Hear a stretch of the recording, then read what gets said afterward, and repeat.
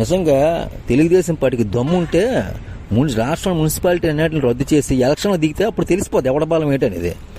చేవలేక దొంగచాటున దొడ్డిదారులు వచ్చి దొంగ రాజకీయాలు ఆడుకొని అక్రమాలకు అన్యాయాలు చేసుకొని మొత్తం కౌన్సిలర్లను కొనుక్కొని డిప్యూటీ చైర్మన్ స్థానాలు అనేది లాక్కుంటున్నారు. డిప్యూటీ చైర్మన్ స్థానాలు లాక్కొని మున్సిపాలిటీ వసపరుచుకుంటారు.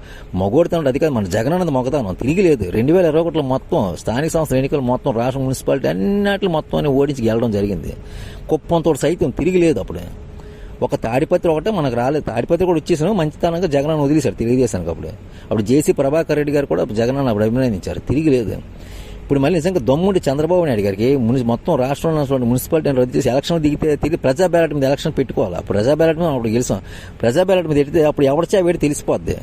ఒకటి మాత్రం గ్యారంటీ, జగనన్న మార్క్ ప్రజాబలంతో మనం నెక్స్ట్ ఇయర్ అలాగే జరుగుతాయి మున్సిపాలిటీస్. ఆ ఎలక్షన్ మనం కంపల్సరీ గెలుస్తాం. మొత్తం మున్సిపాలిటీ చేజెక్కించుకోవడం ఖాయం. తిరిగి లేదు.